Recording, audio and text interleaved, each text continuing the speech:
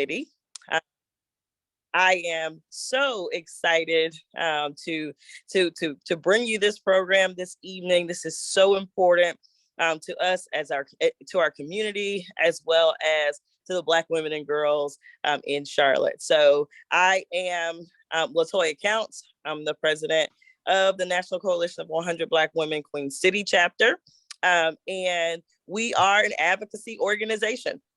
We advocate on behalf of Black women and girls in the Charlotte and surrounding areas. So we're focused on health, education, economic empowerment, and of course, public policy. So we were chartered back in 2009. So we've been in the city for a while, and we're continuing to make impact year over year. So this is a very important program to us.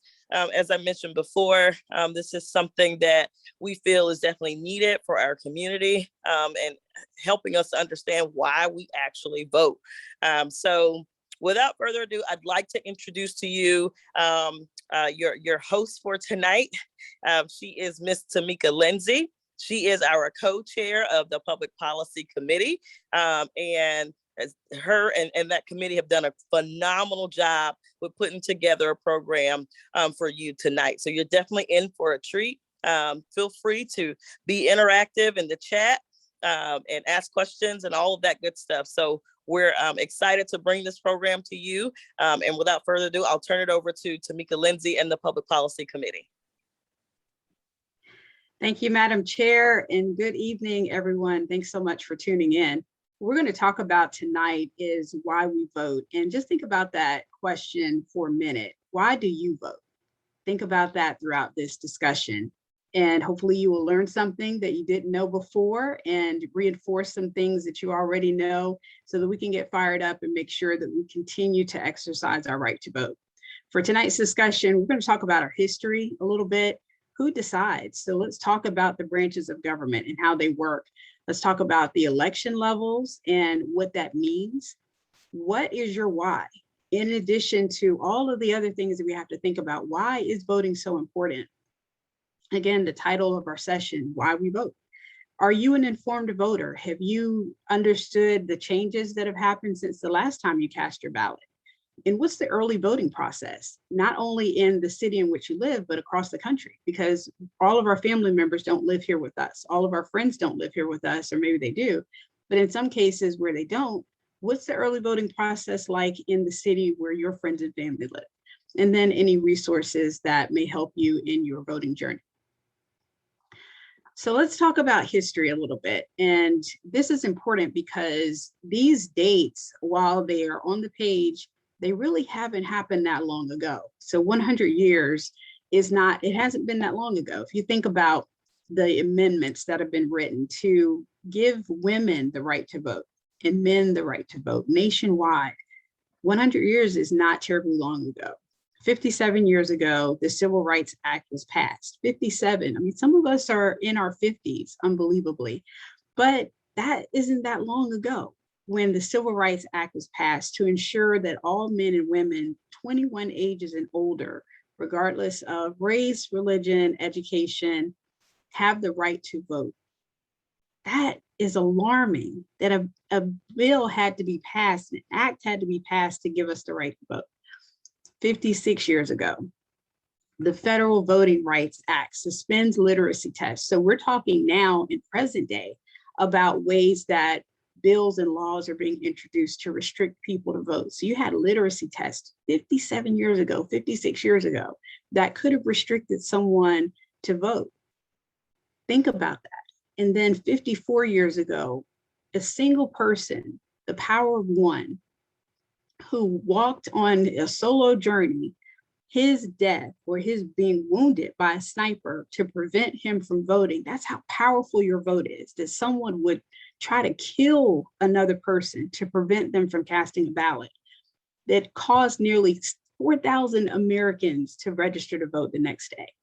We don't want anybody to die or be wounded for us to cast our ballot, but that should sink in as to how powerful your vote is.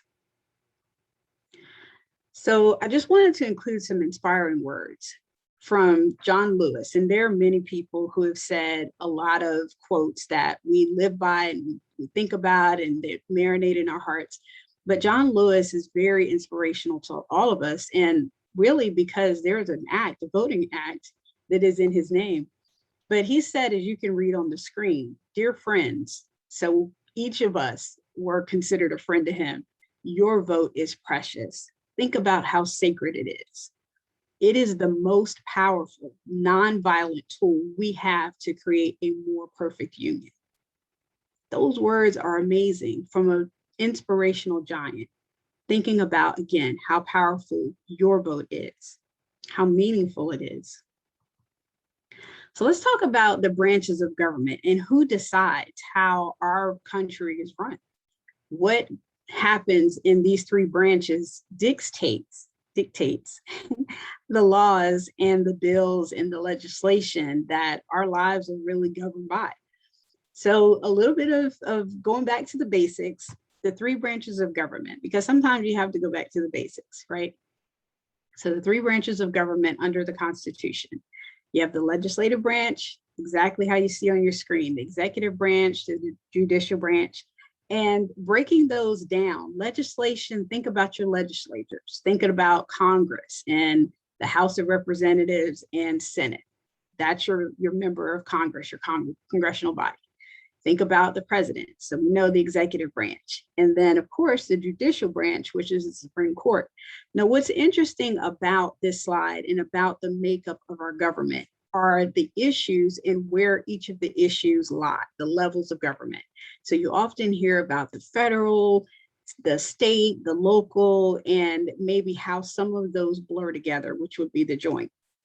So if you think about issues that happen on the federal level, think about issues that impact every American. So you hear a lot of politicians talk about the American people want this or the American people want that. So they're mostly talking about issues that affect all of us across the board. If you think about issues like right now, current day issues, paid leave, how many people would that affect across the board, right?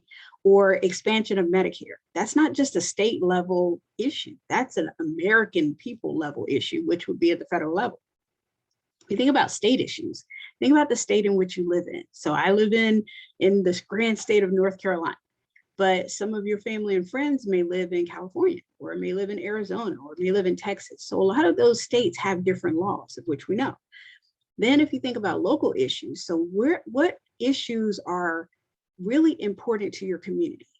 Local school board issues. When you think about potholes in your street, who's going to fix those potholes? So those are local issues that your taxpayer dollars will go to fix or not fix, depending on how you vote.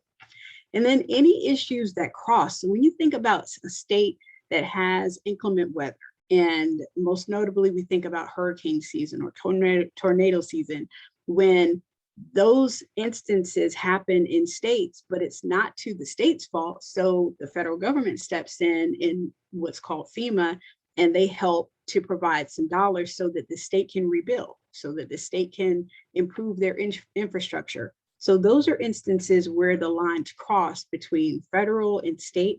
But most notably, you want to remember the issues that are at the various levels, because that will also determine how impactful your vote is when it's time for you to vote. When you think about every election, there's not always an election in your town or in your city because of it, again, the different levels of voting and the different branches of government. When you think about Congress, there's also a breakdown within Congress. So you have to think about the Senate. The Senate is made up of 100 senators. That's it, 100 senators. The House of Representatives, though, 4 times the amount of the Senate, 435 representatives. So that's important because senators are elected every 6 years. So you elect the senator, you're looking at them for the next 6 years. House of Representatives, though, you vote every 2 years. We most notably vote in the president. We know they're voted every 4 years. They can also run for a second term. So sometimes you might see the person for 8 years. That just means that they ran and won for a second term. But think about this, which was really alarming to me once I started reading up on this information, the Supreme Court, we just talked about the terms for the Congress, the president, the Supreme Court, 9 people appointed by the president, they can stay in office for as long as they want. And most of the time it's for a life. So you understand that appointments made by the president, the current sitting president, they can appoint the Supreme Court justices for a lifetime. So if you think about the lifetime of a senator, a House of Representatives, the president, although they may be limited to 8 years, but a lot can happen in 8 years, but you have a Supreme Court justice that this sitting president has nominated or appointed for a lifetime. That means that all these people that we're putting into office, if we don't do a better job of holding them accountable or exercising our vote in a better way, we've got a lot of people sitting in office carrying out agendas and objectives that we are not in agreement with for a long time. So that's why we vote, why we really need to understand the branches of government and how they work. Because if we sit out on any of these elections, any one of them, a local election, a federal election, a state election, you can see the number of years that people are in office based on elections that we've either sat out from and didn't participate in, or elections that the people who were in office that we may have agreed with or didn't agree with, they've set agenda for us for years and years to come, generations even. So this is why we vote, because they decide our life, our children's lives, and sometimes maybe even our grandchildren. So it's something to think about. So taking the bottom half of that graphic and just looking at election levels just a little bit closer, just to reinforce the fact that the cycles are a long time. We talked about 100 years. Depending on how old a justice is, if they are appointed in their 30s, 70 years from now, I mean, some of the justices are getting up there, but we also know that life capacities, they may live to be 99, 100, who knows? So that's a long time for someone to be impacting life decisions for you, for me, for our children and grandchildren. Maybe they don't rule in ways that are objective. They're supposed to be objective, but that's not always the case, especially if they are appointed by a party that may not align with your beliefs. So think about that. Let it sink in. Senate, every 6 years. When you see those signs about senators running, read up on those representatives, read up on the House of Representatives who are running in your local city, your local community, because it makes a difference. The president, we already know. We already know what happens. We know that the former president had a lot of ideas about how to change the structure. So whether we agree or not, if a person challenges this Constitution and makes a decision not to follow the Constitution and the people who follow that person abide by that, it can throw our democracy in chaos. So what we want to do is make sure that when we have the right to vote, that people before us have fought, bled, died for. Another quote from John Lewis is that he left blood on the bridge of Selma, that other people shouldn't have to do that to exercise their right to vote. No, that's not an exact quote, it's a paraphrase. So when you look it up, that's not what he said, but he did in the moment say that he did. He left blood on the bridge of Selma. We don't have to do that if we exercise our right to vote. Don't let any of the efforts before us be wasted. So again, I just wanted to reiterate the length of time and some of the other criteria about the people who are elected to these offices. They need to be at least 30 years old for the Senate, at least 25 years old for the House of Representatives, need to be US citizens. For the Senate, 9 years, for the House, 7 years. So it's interesting that you can be younger to be a member of the House of Representatives, only be a US citizen for at least 7 years, to the contrast of the Senate. And we know that the president needs to be at least 35 years old and at least been in the US for at least 14 years. So some interesting facts but it is alarming to know that there are so many people who are in office now, who have been in office and will likely remain as they continue to be reelected and appointed, that will govern our lives for years to come. Okay, so moving on, what is your why? And I thought this was an interesting piece of information simply because there are so many factors that go into the decisions that we make. And we know on average, we make thousands of decisions within a course of a day. So when you think about your vote and how powerful your vote is, you want to know you want to understand, what is your why? Why is it so necessary for you to vote? And I talked about it from a practical standpoint, because your vote is your voice, because you have power in your vote. But you also want to think about some other reasons why. What is your why? What goes into the reason why you want to vote? And so there's a science to pretty much everything. Now, whether we believe in that science or not, that's up for debate.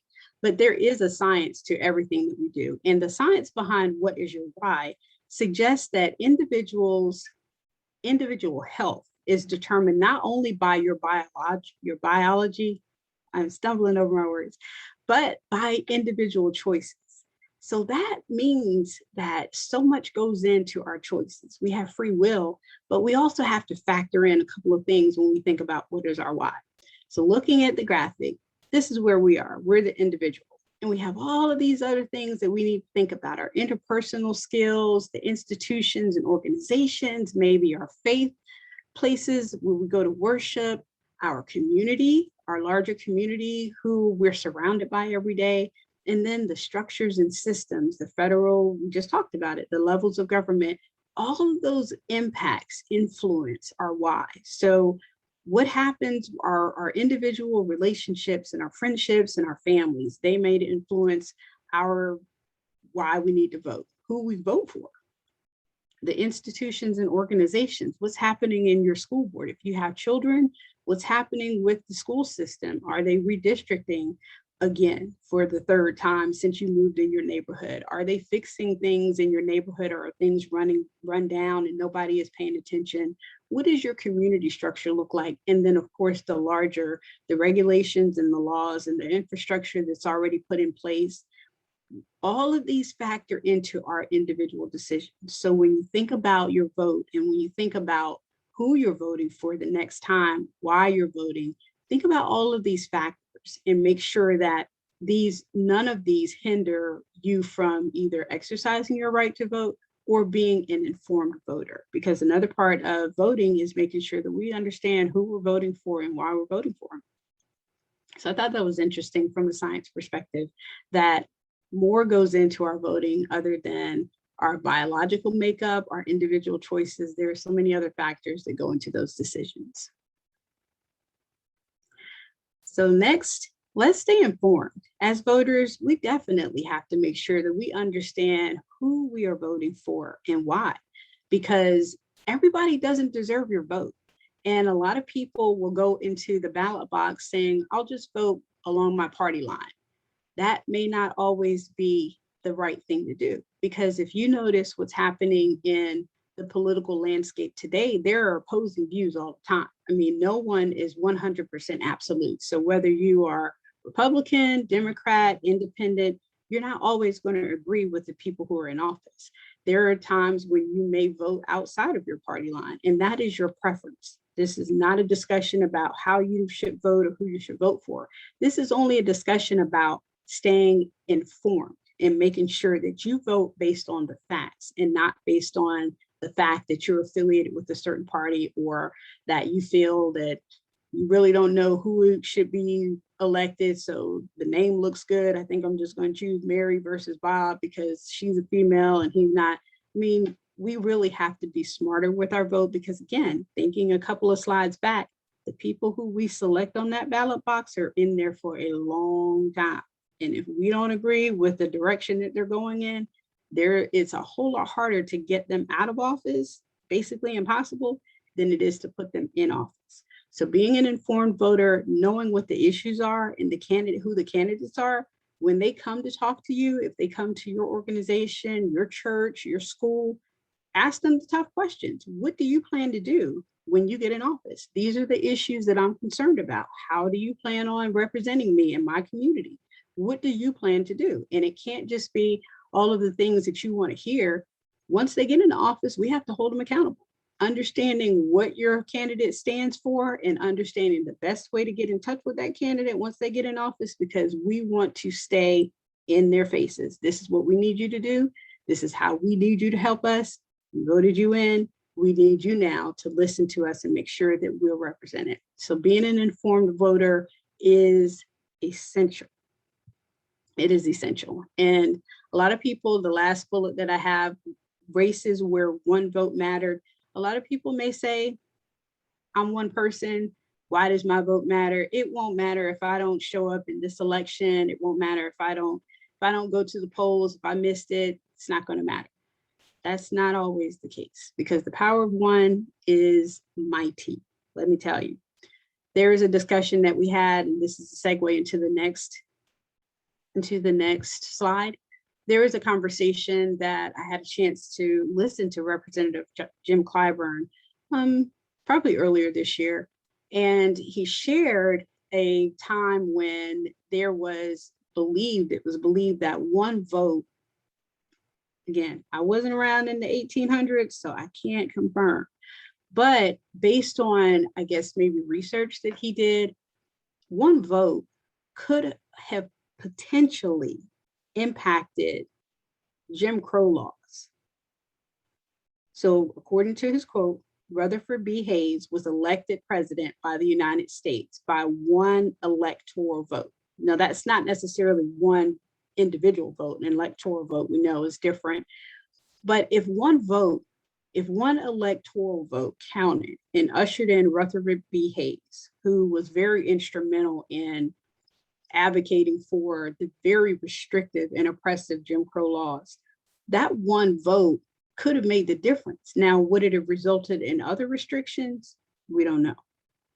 But the fact is that the power of one is and always could potentially make the difference. And so we should never take for granted that our vote doesn't matter, because again, your vote is your voice. You are one person, but you have a mighty voice. And again, the types of lengths that political people have gone to silence your vote should let you know how much power you have in your vote. So just keep that in mind. You have power. Don't ever give that power away and not exercise your vote. So this slide is talking about early voting, because if you paid attention to the news, if you've heard anything recently, there have been a lot of changes to the voting process. And voting process by way of what can you do, what shouldn't be done, what wasn't available in the past, or what was available in the past is not available now. And so what I mean by all of this is a lot of people have participated in voting by absentee ballot or early voting. And early voting means that if the voting day is November 4th on Tuesday, but you have the opportunity to vote early prior to November, maybe you can vote on a Saturday, or maybe you can vote on a Sunday prior to that election day, that last day. Then there are states who have different times that you can participate in early voting, and you don't have to wait till the end. You can vote a month or two early and your ballot is counted. There are also opportunities for people to cast their ballot via mail. We understood that there were a lot of changes during the last presidential election, especially in some states, most notably in Texas, whereby the ballot boxes or the places where you could mail your ballots to or even drop them off, those were changed. There were some that were removed. I mean, there were various tactics and decisions that were made that made it very difficult for a lot of people to vote. We do know that sometimes our seniors have trouble getting to places where they can have IDs made, or there are places that some places require IDs, some do not. Some places will challenge you, like you have to go to your regular polling place. You cannot go to a different polling place. So there are so many changes that have happened. And the only way that we are going to make sure that we stay informed voters is to understand what those changes are, how they apply to us. And similar to what we heard during the last presidential election, we have got to make a plan. Every time we vote, we have to make a plan because so much has changed and will continue to change that we may think and operate on old information. We can never take for granted that things are the same when it comes to voting. So when you think about these, excuse me, these links, it's information that shares with you information, that will keep you informed about where you are, and not just our local place, which is in North Carolina, but where you are. So absentee voting and early voting, this tab will give you information about what the changes have been and what you can do in the elections going forward about any requirements if you're going to vote via absentee ballot or early voting. Voting rights, just shared with you that there with this, who can and who can't vote. And the reason why that's interesting is because we know by hearsay, sometimes we know for sure through experience, but we understand that there may be some people who cannot vote based on maybe felony convictions. That doesn't always count them out. So there was an instance during the last presidential election where, I believe it was in Florida, where there were convicted felons who were given or granted the right to vote as well. There were some conditions that were applicable, but again, staying informed about what those changes are doesn't mean that if there's a felony conviction, that person is automatically knocked out. But it doesn't mean that they're automatically granted either. There may be some steps and requirements that they have to go through in order to exercise their right to vote. Staying informed is imperative. Cannot stress that enough. So when we're talking about early voting laws, I've added this per state because again, we can't just be siloed in our thinking that it's usually about us, but in this case, we have to share the knowledge. So we need to make sure that everybody we know is informed and they understand what the voting laws are per state. Because again, the state laws very different from federal. And if you are exercising your right to vote, you want to make sure that you understand exactly what is applicable in your state because things are changing every day. Vote 411, many of us understand. Mary J. Blige, what's the 411? This is along the same lines. Vote 411, voting information about the rules, much, much more. If you want to know any information about voting, what's the 411 or vote 411 is here. And then when we all vote, an amazing effort that former First Lady Michelle Obama has spearheaded. So many people have been involved in When We All Vote. And the reason why I included this again is because it allows you to understand if you're registered, because some people have gone to the polling places and they're ready to vote and they have been told that they've been purged from the records. So how's that I've been purged from the records? I've always voted. I've been in the same location for years, but all of a sudden I'm purged.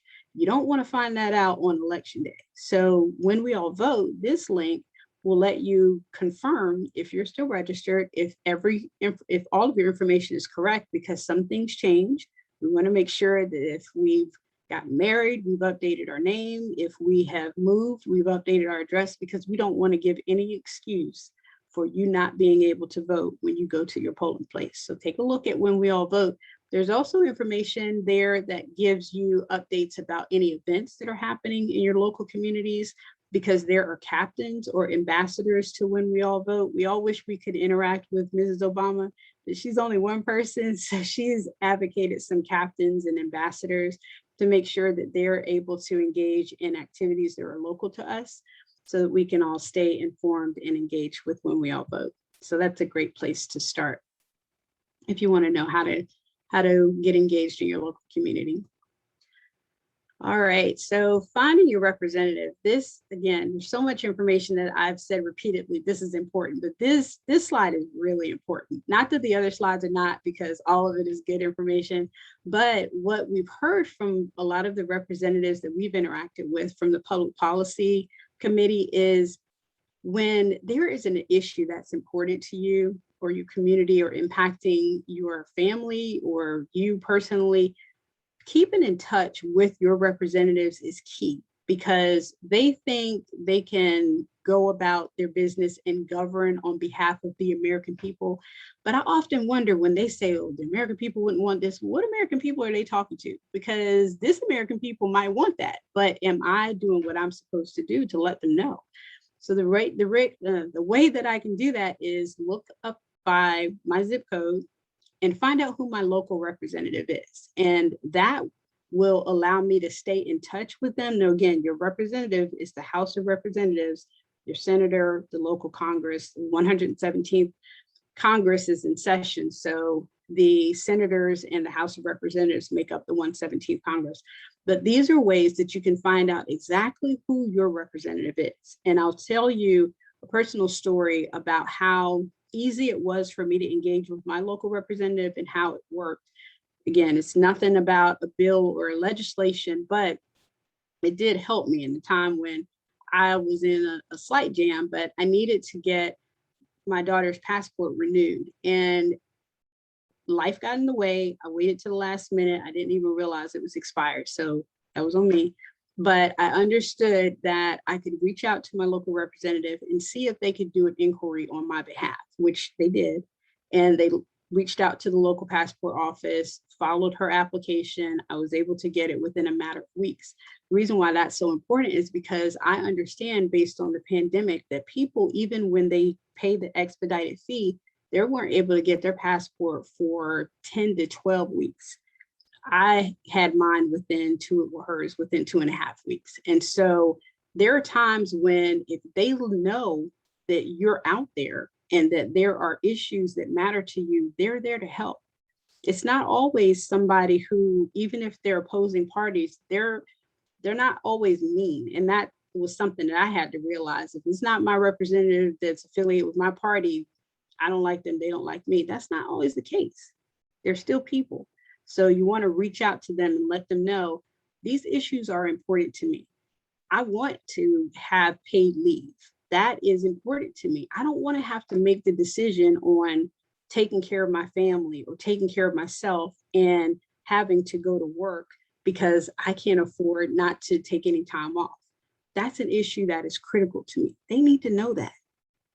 You need to write, call. We need to go back to the basics and make sure that they hear from us.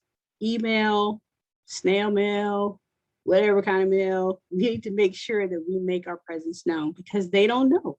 They don't know who all the constituents are, and we are not all the same. We have individual needs. We need to let them know that Medicare expansion is critical to our seniors. We're going to be senior one day. We need Medicare, and we need to make sure that it's covered for all, not just for the select few.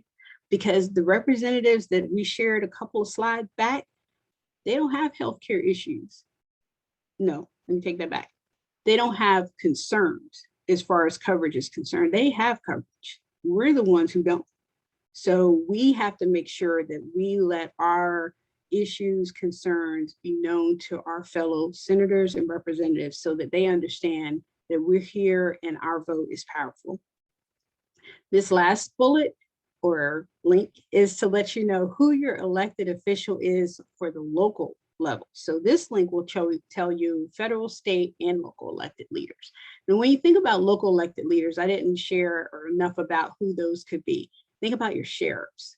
Think about I mentioned your school board officials. Some of these offices are appointed, but some of them are not. And when you think about your local sheriff and your local law enforcement, police department, when you think about those people in those offices, we know how critical it is to make sure that we vote the right people in, because of some of the practices that are outdated and misused and misaligned. We know it is very, very critical to make sure that the people who are in those offices represent our views. So these are ways to contact the people who we have elected into office, or some who we haven't, because maybe we weren't in the state when they were elected, or whatever the case is. Maybe we didn't take our vote as seriously as we are seeing we have to now. whatever the case is, these are ways to find out who your representative is so that we can make sure we stay engaged with them. They know who we are. They understand what our views are, so that when they go and make those votes, they are voting on behalf of the American people for sure, not just the select people that they feel that they are representing. And the last slide that I have, more resources for you. Electoral Politics 101, Why Elections and Voting Matter. This is basically what we're talking about tonight. Why does it matter?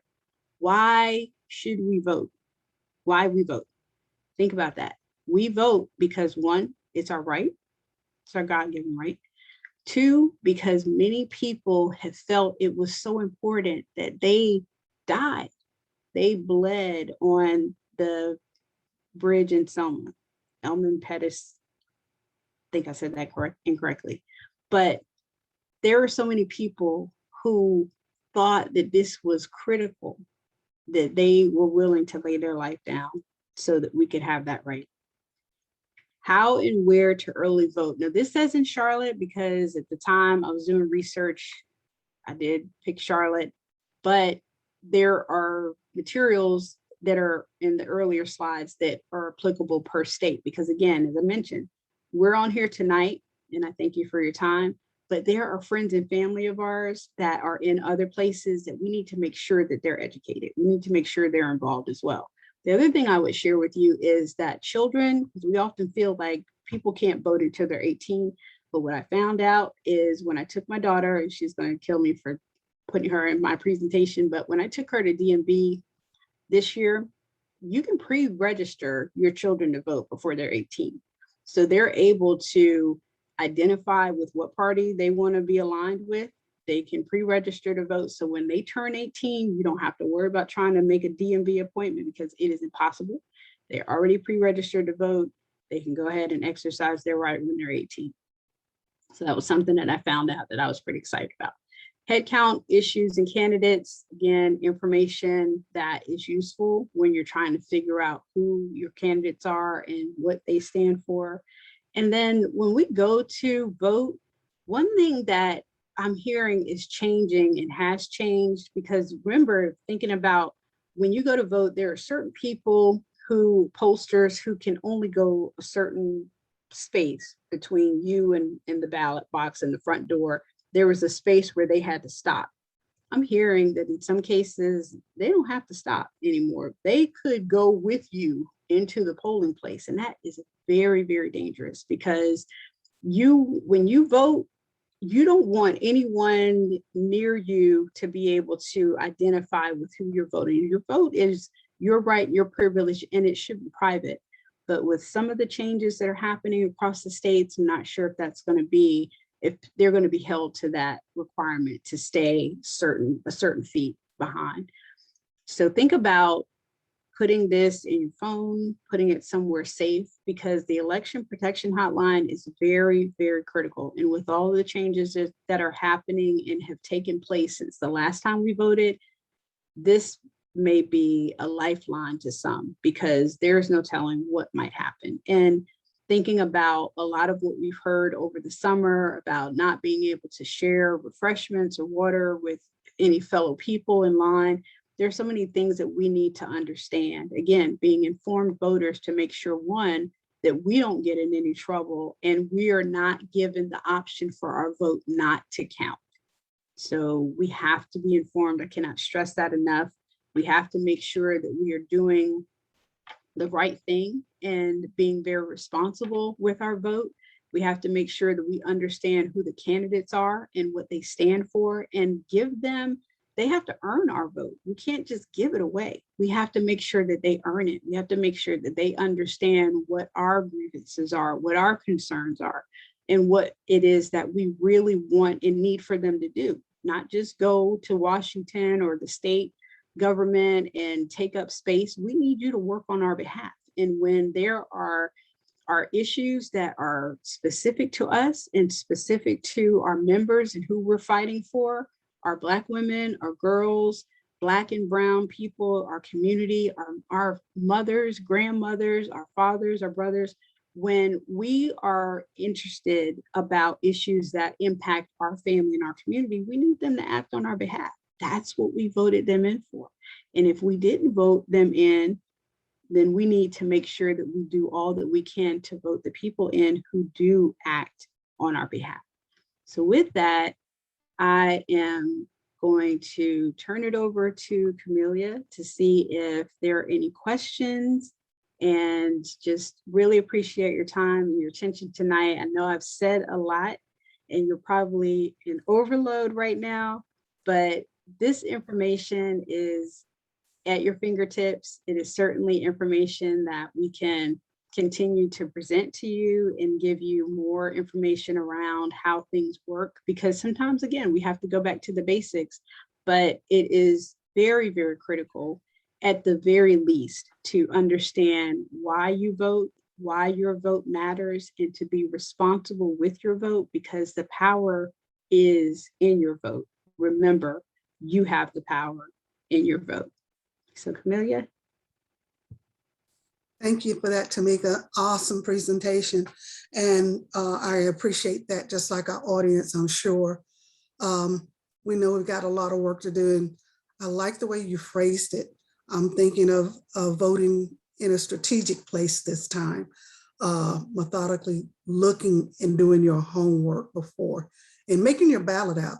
My parents used to figure out their ballot at home before they went to that voting booth. So remember, as she stated, some of these positions are appointed, but you got to remember the person that does your water, that's the person that's elected. The person that approves your elevators, that person's elected. Okay, so you got to start looking at strategically listening. I know some people say, I don't have time for all that, cut through all the crap, cut through all the fog and things, but we got work to do, because we need people in these seats that support our advocacy. It's hard to say, okay, I'll protest. Why should I protest when I can vote someone in that sees my point of view, that we need help? We got women that are, we're going into Breast Cancer Month, recognition of people that have survivors and people that have lost family members. And we need this paid leave for these caregivers and these family members. How hard is that to be? How hard is that for somebody to decide that the wealthy needs a tax cut, but I can't get paid health care? It's a no-brainer to me. But I'm not going to go off on that tangent. You did an awesome job, Tamika. I do want to say thank you very much for attending this event. It will be recorded for your viewing at a later. Share it with family members. You may want to do it during the holidays and go over some of that, especially with these 18-year-olds that are first-time voters. They're getting excited about it. And share this. Please share this. I'll have a couple of more announcements. We have a community advocacy training coming up on November the 13th. We have a powerful speaker, Dr. Michelle Meigs from UNC Charlotte. If you don't know her, look at our, go ahead and go to our website at www.ncbw.org,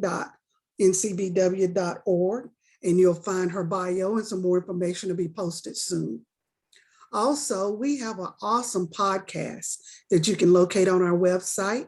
It's called Sister Talks, and it's basically about examines the impact of our organization's key initiatives on health, education, and economic empowerment from the public policy lens. We know the only thing that's going to change our world is through policy change. Advocacy works, but they go hand in hand with that policy change. So just remember that. So 2 things I've given you tonight for homework. Go to our website and look up our most current events and some of our past events you'll see there that have really been awesome. We enjoyed you tonight. Do you have any questions for our moderator tonight, Ms. Lindsay? So everybody knows what to do now. No questions about policies that are out there that may be restricting your vote right, that may need your attention? You have to make a plan. I think everybody just, they have to digest it. It was so much given tonight. Exactly. Right? Exactly. Well, we're going to give you your time back. We appreciate you attending as always. Stay beautiful, know you're loved, and stay close to that politics. Thank you. Thank you, everybody. Have a good Have a night. good evening. Good night. Good night.